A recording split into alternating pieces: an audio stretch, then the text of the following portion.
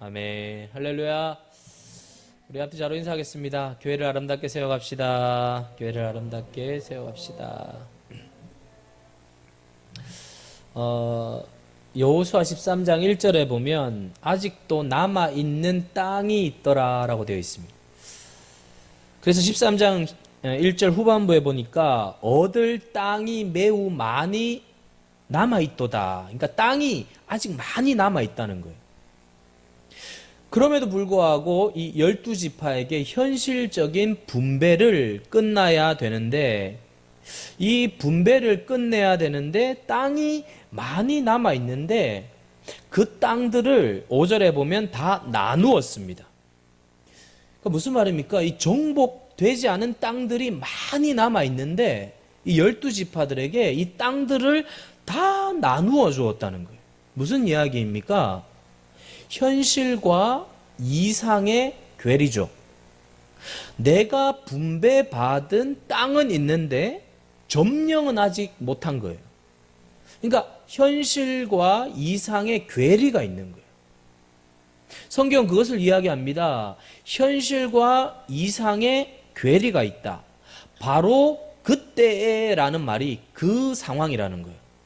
현실과 이상의 괴리가 있는 그때에, 그러니까 문제가 다 해결이 되지 않았을 그때에 라는 뜻입니다. 우리 인생도 마찬가지입니다. 하나님의 약속을 우리가 받습니다. 그리고 은혜를 받을 때도 있고 말씀을 받을 때도 있어요. 그런데 이 선포된 하나님의 약속과 나의 삶은 괴리가 있다는 거예요. 내가 이 자리에서 하나님의 말씀을 받을 땐 은혜가 충만해지고 뜨거워지는데 내 삶의 현장에는 문제가 여전히 많다는 거예요. 그러니까 은혜와 현장에 괴리가 있다라는 거예요. 그걸 인정하라는 거예요. 그게 있다라고 생각을 하고 말씀에 접근을 해야 된다는 것입니다. 여러분, 우리가 하나님의 은혜를 받아요. 오늘 이 밤에도 은혜를 받을 줄 믿습니다. 은혜를 받아요. 받는데 뭔가 내 삶에 막혀 있는 게 있고 아직 받지 않은 땅들이 있고 어려움들이 여전히 있다는 거예요. 그런데 여러분, 그걸 성경은 약속과 현실의 괴리가 있는 그때라는 단어를 바로 그걸 포함해서 쓰고 있는 거예요. 그때에 어떤 일이 일어나느냐를 설명하고 있는 거죠. 그때에 그 이스라엘 백성들의 문제를 관통시키는 지파가 있었다는 거예요.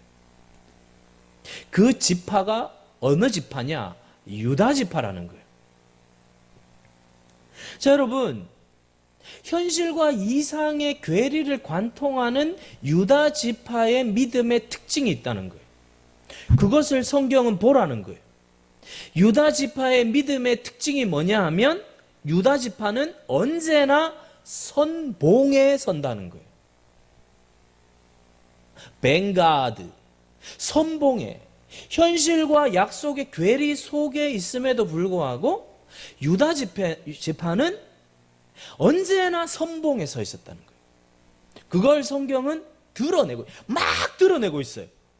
막 드러내고 있어요. 성경에서 유다 지파를 봐 이러면서 선봉에 서 있는 유다 지파를 봐 이렇게 하면서 막 드러내고 있는 거예요. 여러분, 야구에서요 1번 타자의 중요성을 아십니까? 아우, 야구를 좀 좋아하시네. 거기를 그냥 스포츠를 좋아하시네.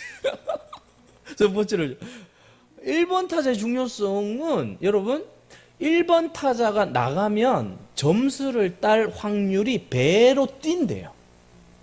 근데 1번 타자가 나가지 못하면 점수를 딸 확률이 배로 떨어진다는 거예요. 그러니까 1번 타자의 중요성은 굉장히 중요해요.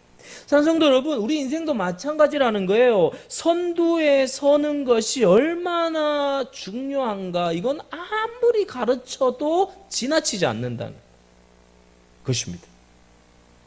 지금 여러분 이스라엘 백성들은 지쳐 있어요. 막 이게 막 땅을 정복하다가 막 지쳐, 다 널브러져 있어. 그런데 다 널브러져 있는데 갑자기 유다 지파가 벌떡 일어나는 거예요. 그렇게 살라는 거예요. 여러분 생각해 보세요. 사람들 다 널브러져 있어요. 근데 우리가 이 말씀을 받아요. 그래서 내가 유다 지파가 되어서 내가 벌떡 일어나요. 다 그렇게 생각해요. 그럼 다 일어나는 거잖아요. 다 일어나라는 거예요. 여러분 6절에 보면 그때 유다 자손이 길갈에 있는 여호수아에게 나오고 라고 되어 있어요. 유다 자손이 길갈에 있는 여호수아에게 유다 지파가 여호수아한테 나아갔습니다. 자 여러분, 유다 지파의 특징은 다 머뭇거리고 있을 때 앞으로 치고 나가는 거예요. 앞으로 치고 나가. 이게 유다 지파예요. 이 유다 지파. 언제나 선봉에 서는 전통이 있는 지파가 유다 지파예요. 멋있어요. 여러분 사사기에서도요, 하나님께서 누가 먼저 올라갈래 하니까 유다 지파가 올라가겠다 그래요. 다른 지파는 다 머뭇거리고 있어요. 그래서 유다 지파는 하나님이 기뻐하는 지파가 돼요. 사랑하는 성도 여러분, 남들이 안 하려고 뒷짐지고 머뭇거리고 있을 때 치고 나가시길 바랍니다. 이 유다 지파의 특징이라. 여러분 퍼스트 펭귄이란 말 들어보셨습니까? 펭귄들이요 막 무리를 지어 있잖아요. 그래가지고 이제 펭귄들이 무리를 지어 있는데 이 얼음에 올라와 있다가 물에 들어가야 되는데 들어갔다 나와야 된대요. 그런데 펭귄들이 다 머뭇거리고 있대요. 아무도 안 들어간대요. 아무도 안 들어가는데 퍼스트 펭귄이 뛰어들면 이러고 있다가 다 따라 들어간다. 그게 퍼스트 펭귄이 중요해. 퍼스트 펭귄이 뛰어들면 이러고 있는 펭귄들이 다 따라서 들어간다는 거예요. 퍼스트 pengin이 이 교회 사역도 마찬가지예요. 여러분 퍼스트 펭귄이 있어야 돼요. 한번 누군가 헌신하고 누군가 막 뛰어드는 거예요. 막 주님을 향하여 막 뛰어드는 거예요. 야, 여러분 그걸 보면서요 사람들이 다 따라간다는 거예요. 다 따라간다는 거예요. 막 따라가는 거예요. 머뭇거리고 있다가 퍼스트 펭귄 한번 뛰니까 다 쫓아 따라가는 것이죠. 여러분 그 지파가 뭐냐? 유다 지파라는 것입니다. 유다 지파 멋있어요. 사무엘상 17장에도 여러분 골리앗이 나오지 않습니까? 막 고함을 지르고 공포에 떨게 만듭니다. 다 벌벌 떨어요. 사울도 벌벌 떨고 이스라엘 모든 민족이 벌벌 떨고 있어요. 완전히 냉기가 가득했습니다. 그때 여러분 그 냉기를 깬 지파의 사람이 누굽니까? 유다 지파의 다윗입니다. 유다 지파의 다윗이 나가서 깨는 거예요. 그러니까 유다 지파에 흐르는 헤리티지 유산이 있다는 거예요. 여러분 영적 유산이 있다는 거 아십니까? 영적 유산이 좋은 게 흘러가야 돼요. 좋은 게 흘러가야 돼요. 이 성도들이요, 이 영적 유산이 이렇게 내려가야 돼요. 이렇게 잘 이렇게 뻗어가야 된다는 거예요.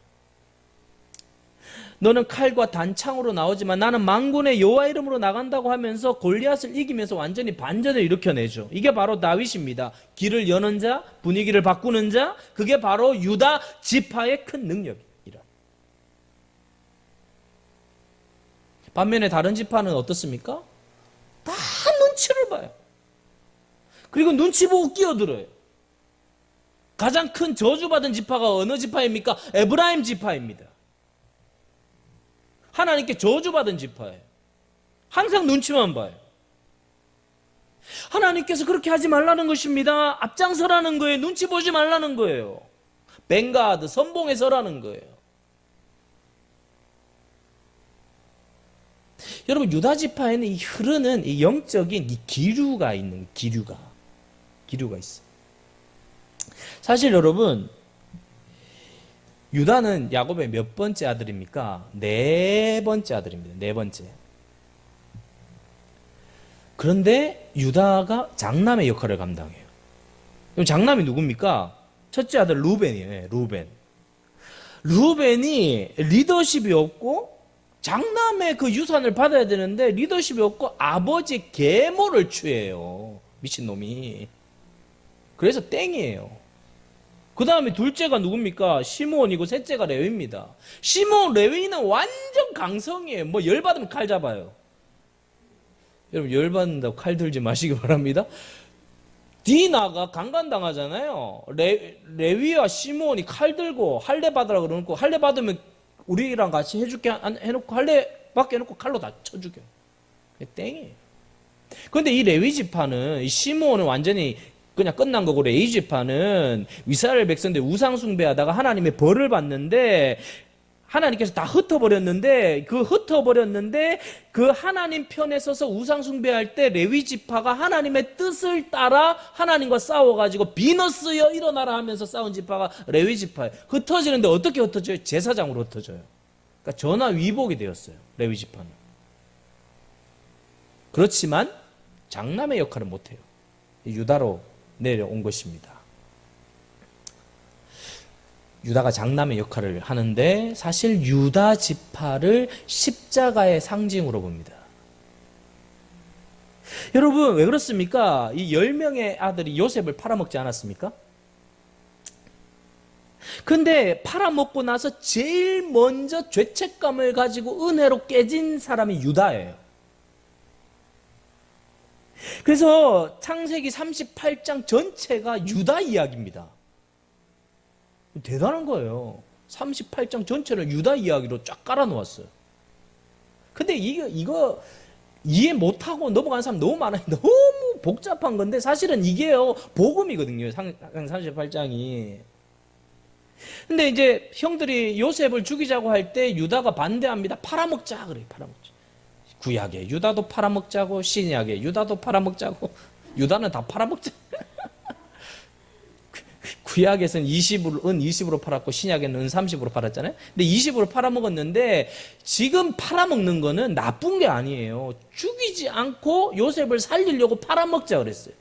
그러고 나서 다른 형제들은 그냥 잊어버리고 그냥 입 싹 닫고 그냥 끝났는데 유다는 죄책감을 가져가지고 아버지를 떠나게 돼요. 38장 1절에 보면 자기 형제들을 떠나 결혼을 하게 되는데 괴로워서 집을 떠납니다.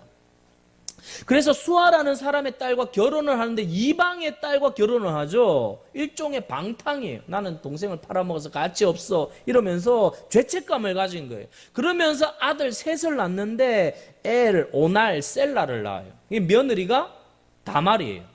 근데 엘과 결혼을 했는데 오늘 되게 재밌네요. 엘과 결혼을 했는데 엘이 죽어버려요.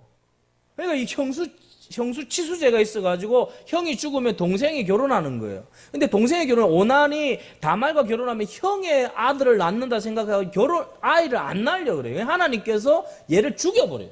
그러니까 유다가 가만히 쳐다보니까 다말하고 결혼한 사람들은 다 죽는 거예요. 그래서 셋째 셀라를 결혼 안 시키려고 그래요. 다 죽으니까 이 여자랑 결혼한 사람 다 죽으니까 안 시키려고 그래. 그래가지고 다말이 머리를 씁니다. 어떻게 합니까? 창기로 변해요. 창기로 변해가지고 유다가 창녀촌에 들어가요. 그래서 창기로 변한 다말하고 성관계를 맺어요. 그래서 자녀를 낳아요. 이런 해괴망측한 일이. 자녀를 낳고 나서 다말이 당신이 유다가 나한테 와서 그 한 행동을 제시하니까 유다가 다말을 보고 이렇게 이야기합니다. 네가 나보다 옳다 그럽니다. 여러분 이 말을 잘 이해해야 합니다. 네가 나보다 옳다 이것은 항복하는 거예요. 이건 똑같이 뭔가 하면 다윗이 죄를 범하고 나서 나단 선지자가 왔을 때 당신이 바로 그 사람입니다 했을 때 내가 죄인입니다 라는 말과 똑같은 말이에요. 내가 죄를 지었어. 내가 죄인이야. 깨져요. 깨져요. 여러분 우리는 깨져야 합니다. 여러분 성도는 깨져야 삽니다. 팔아먹어도 안 깨졌어요. 도망쳐도 안 깨졌어요. 그런데 다말을 통해 유다가 깨져요. 깨진다는 게 뭡니까? 죄를 깨닫게 돼요. 여러분, 율법이 뭡니까? 율법은 죄를 깨닫게 해줘요. 로마서 3장 20절에 율법으로 말미암아 죄를 깨닫느니라. 그러면서 깨져버렸어요. 그리고 아버지께로 돌아옵니다. 그러니까 요셉이 총리가 되기 전에 만나기 전에 10명의 형들 가운데 완전히 영적인 파산 상태가 되어서 나는 깨졌습니다. 나는 죄인입니다. 나는 정말 너무나 연약한 자입니다. 라고 깨진 사람은 누구밖에 없네요. 유다밖에 없다는 거예요.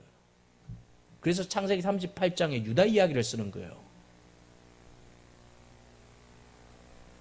정신영 장로님이 그냥 은혜를 많이 받는 걸 우리 까딱까딱 하시네. 예. 네. 그러니까 깨진 거예요. 복음이에요. 여러분, 사역의 핵심은요, 성도들이 깨져야 돼요. 깨져야 돼요.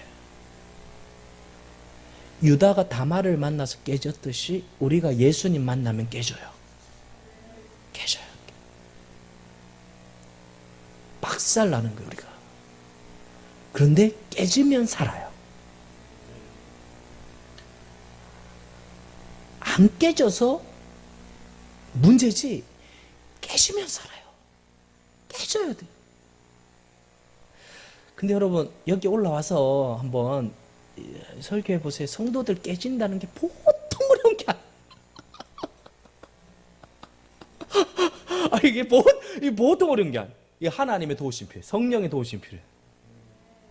오늘 밤에 깨지기를 축복합니다.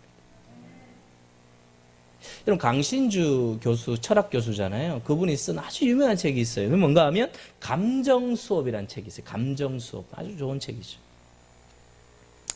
그 사람이 철학자 스피노자의 글을 인용해서 인간의 감정 48가지를 막 다뤄요. 그 중에 가장 핵심적인 게 뭔가 하면 수치심이라는 챕터가 있어요. 수치심. 수치심이 무엇이냐? 참 독특한 표현을 씁니다. 마비된 삶을 깨우는 마지막 보루라는 거예요. 잘 생각해 보세요. 수치심이 마비된 삶을 깨우는 마지막 보루래요. 예를 드는데 무슨 예를 드는가 하면 서울역에 가면 노숙자들이 있지 않습니까? 노숙자들이 있는데 노숙자들은요, 지나가는 사람들의 눈을 아랑곳하지 않아요. 그냥 자요. 머리 하나도 안 감아도요, 어쩌라고 이러면서 지나다니고요, 그냥 판 깔아놓고 그냥 자요. 강신주 교수가 이렇게 이야기합니다. 생물학적으로는 이들이 살아있지만 영적으로, 감정적으로, 정서적으로 이들은 다 죽어 있는 거다. 왜냐? 지나가고 있는 사람들이 나를 쳐다보고 있다는 것을 느끼면 이렇게 살지 않는다는 거예요. 느끼지 않도록 이미 그들은 스스로 마음을 마비시켜 놓았다는 거예요. 그러니까 누가 쳐다봐도 아무렇지도 않은 거예요. 여러분, 숨 이렇게 기르고요. 제가요, 저 교회 앞에서요, 뭐예요, 이거, 예? 예, 돗자리에. 아우, 오늘 영적으로 깨어 계시네. 돗자리 깔아놓고 제가 저기 앞에서 잔다고 생각해 보세요. 아우, 진금순 권사님 쳐다볼까봐 제가 못 자요. 쳐다보면 창피하니까, 창피하니까 이렇게 있죠. 그러니까 가끔씩 제가 이제 설교 준비하다가 이렇게 자거든요. 입 벌리고 자요. 근데 소리가 나면 벌떡 깨가지고 샥 하거든요. 그러니까 그냥 확 열고 안 들어오잖아요. 번호를 눌러야 되잖아요. 띠띠띠. 오셨습니까? 하거든요.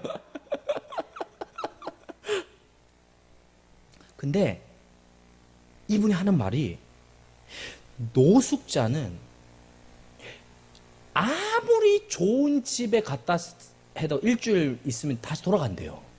근데 노숙자에서 건져내게 하는 것은 그 사람 속에 수치심을 느끼게 해주면 당장 뛰어나온다.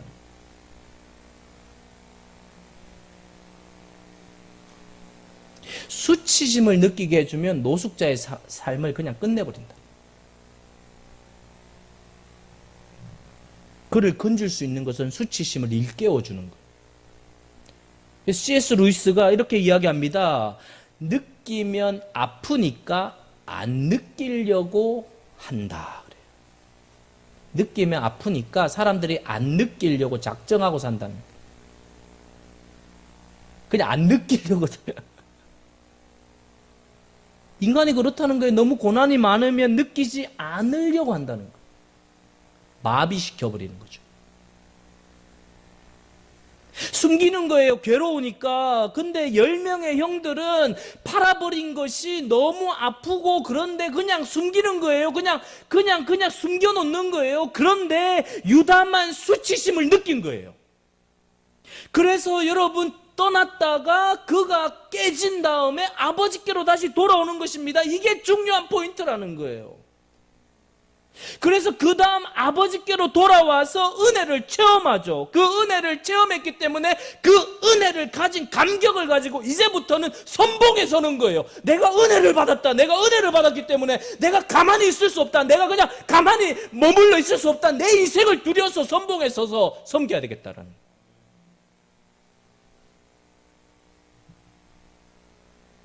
수치심은 은혜의 자리로 나아가게 만드는 원동력이라는 것입니다. 아버지께 나아가게 만드는 힘이 바로 수치심이라는 것입니다. 아버지께 왔더니 십자가의 피로 나의 수치를 다 제거해 주시고 정결케 해 주셨다는 것입니다. 무슨 말입니까? 은혜를 체험했다. 내가 은혜를 체험했다. 은혜를 체험하니까 나의 수치가 다 제거되었으니까 이제 선봉에 설 거다, 이런 거예요. 유다가 왜 선봉에 선지 아시겠죠? 11명은 이게 없는 거예요, 이게. 여러분, 우리가 여기에 속할 거냐, 여기에 속할 거냐가 중요한 거예요. 성도들이 여기냐. 선봉에 서는 것은, 집사님 좀 해주세요, 권사님 좀 해주세요, 장로님 좀 해주세요, 막 이게 아니라, 그 수치심에서 내가 건짐을 받았다라는 자각을 깨달으면, 갈보리 십자가를 바라보면 내 죄가 사해졌다는 것을 깨달으면 선봉에 선다는 거예요. 십자가의 은혜에 대한 감격이 없기 때문에 선봉에 안 서는 거예요. 성경은 너무 정확해요. 저는 오늘 본문을 보면서요, 그렇구나. 우리 교회가 되려면, 우리 교회가 전부 정군이 아니죠. 전 교인이 선봉에 서려면 십자가를 경험해야 되는구나. 십자가를. 여러분, 이제 우리가 이제 고삐를 다시 메고 가야 돼. 이제 이번 주 주일 이제 끝나면 이제 20% 그리고 이제 새벽 수요 금요 차량 운행하고 이제 일부 예배는 이제 그렇게 되는데, 이제 점점 풀리니까 위드 코로나로 이제 가요. 이제 우리가 이제는 다시 십자가의 은혜를 경험해서 우리가 다시 전부 다 선봉에 서는 마음으로 가야 될 줄로 믿습니다. 전체 교인이 이제 끝나면 영상으로가 아니라 다 나와야 돼. 다 선봉으로 나가야 돼요. 이게 유다 지파의 헤리티지라는 것입니다. 우리도 우리 자신이 죄의 수치심을 깨닫고 하나님의 품으로 돌아와서 그 은혜의 힘으로 너희도 선봉에 서라는 거예요. 그게 유다 지파라는 거예요. 우리 모두 선봉에 서는 은혜가 있게 되기를 축복합니다. 두 번째 또 재밌는 게 있어요. 이 갈렙의 믿음인데요. 갈렙은요, 이 믿음에 확신이 있는 사람이에요. 이 확신이 중요해요. 확신. 자, 여러분 9절 한번 읽어보겠습니다. 9절 나같이 읽어보겠습니다. 시작. 그날에 모세가 맹세하여 이르되 내가 내 하나님 여호와께 충성하였은즉 내 발로 밟는 땅은 영원히 너와 내 자손의 기업이 되리라 하였나이다. 그러니까 발바닥으로 밟는 땅은 내가 너에게 주겠다는 약속을 계속 믿었다는 거예요.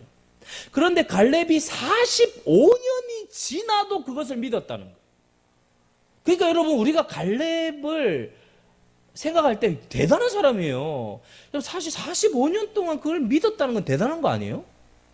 대단한 거예요. 그러면서 여러분 10절에 이렇게 되어 있습니다. 10절 같이 읽겠습니다. 시작. 이제 보소서 여호와께서 이 말씀을 모세에게 이르신 때로부터 이스라엘이 광야에서 방황한 이 45년 동안을 여호와께서 말씀하신 대로 나를 생존하게 하셨나이다. 오늘 내가 85세로 돼. 45년 동안 약속이 흔들리지 않고 믿었다는 것입니다. 무슨 약속을 믿은 것입니까? 하나님께서 승리를 주신다. 땅을 주신다. 하나님께서 반드시 승리를 줄 것이라는 확신을 가졌다는 거예요. 그런데 여러분, 그 약속에 대한 확신만 있었던 것이 아니라 또 한 가지 이 사람에게 비전과 꿈이 있었는데 그게 뭔가 하면 10명의 정탐꾼들이 했던 불신앙의 말을 똑똑히 기억하고 있다는 거예요. 이게 중요해요. 여호와 하나님께서 하신 약속의 말씀도 기억하고 있지만 10명의 정탐꾼들, 그 불신의 말을 했던 그 10명의 말도 내가 똑똑히 기억하고 있다. 그게 12절이에요. 자, 12절 같이 읽어보겠습니다. 시작. 그날에 여호와께서 말씀하신 이 산지를 지금 내게 주소서. 당신도 그날에 들으셨거니와 그곳에는 아낙 사람이 있고 그 성읍들은 크고 견고할지라도 여호와께서 나와 함께 하시면 내가 여호와께서 말씀하신 대로 그들을 쫓아내리이다 하니. 자, 여러분, 그곳엔 아낙 사람이 있고 성읍들은 크고 견고하다라고 한 말을 누가 했다고요? 10명의 지파들. 그러니까 못 갑니다. 안 됩니다. 라고 한 사람들의 말을 똑똑히 기억하고 있다는 거예요. 그 사람들이 그렇게 말했다는 거예요. 뭘 봤어요? 그 성읍이 견고하고 크니까 우리는 점령 못해 라는 말을 그대로 기억하고 있다는 거예요. 그러면서 그들은 스스로 뭐라 그랬어요? 우리는 메뚜기다 그랬어요. 메뚜기다. 여호수아한테 뭐라고 이야기합니까? 여호수아여, 그 말 기억하죠. 그러니까 여호수아 뭐라 그랬습니까? 기억한다고 얘기하겠죠. 그러면서 하는 말이 무엇입니까? 그렇게 불신앙의 말을 한 그 사람들의 말이 틀렸다는 것을 보여줍시다라는 거예요. 그렇게 45년 전에 그렇게 한 그 사람들의 말이 틀렸고 우리가 맞다라는 것을 보여주자라고 선포하는 거예요. 이스라엘 백성들 가운데 그런 말을 한 사람들이 많았다는 거예요. 안 됩니다. 안 됩니다. 할 수 없습니다. 현실적으로 생각해 보십시오. 저 아낙 사람들 얼마나 큽니까? 저 성읍이 얼마나 대단해요? 안 됩니다. 라고 이야기하는 거예요. 그런데 갈렙이 뭐라고 이야기합니까? 그들이 한 말이 틀렸다는 것을 증명해 내겠다는 거예요. 그 말이 틀렸다는 것을 나는 증명하고 싶다는 거예요. 여호수아여, 그 말 기억하죠? 여러분, 성경은요, 그걸 고발하고 있어요. 얘기한 건 없어지지 않아요. 선택한 건 없어지지 않아요. 그런데 나중에 갈렙이 그것을 끄집어 와서 그들이 한 말이 틀린다는 것을 나는 보여주는 것이 비전입니다라고 이야기합니다. 여러분, 다윗이 골리앗과 싸울 때 뭐라고 이야기합니까? 골리앗과 싸워야 할 이유가 무엇이라고 이야기합니까? 사무엘상 17장 46절에 다윗이 이렇게 이야기합니다. 온 땅으로 이스라엘 하나님이 살아 계신 것을 알게 하겠다. 온 땅으로 세상으로 하나님은 살아계신 분이라는 것을 증명하고 싶다. 저는요 이게 도전이 돼요. 세상이 전부 다 하나님이 없다고 그러고 하나님이 어디 있냐고 그러고 이런 코로나 전국에 하나님이 어디 살아계시냐라고 도전해 오지만 교회는 네 말이 틀렸어. 하나님은 살아계셔. 라는 것을 증명해 보이고. 불신앙의 말. 그러면 사실교회 성도 여러분, 불신앙의 말을 하지 마세요. 그러면 입을 다물고 계세요. 불신앙의 말을 하지 마세요. 뭔가 비전을 가지고 믿음으로 나아가려고 할 때 안 된다, 못한다, 할 수 없다 그런 말 하지 마세요. 하나님이 하시면 됩니다. 믿음의 말을 하세요. 믿음의 말. 갈렙이 그게 가슴에 사무쳤던 거예요. 그 사람들 그렇게 이야기해서 이스라엘 백성들 전부 다 들고 일어났잖아요. 그래서 갈렙은 니네들이 한 말이 틀린 것을 나는 보여줄 거야. 야, 멋있어요. 야, 멋있어요. 나는 하나님이 승리할 것을 믿어. 나는 하나님께서 이루실 것을 믿어. 확신. 이런 확신이 있어야 돼요. 확신을 가지십시다. 이런 확신은요, 부딪히면 불이 나요. 부딪히면 불이 나요. 불이.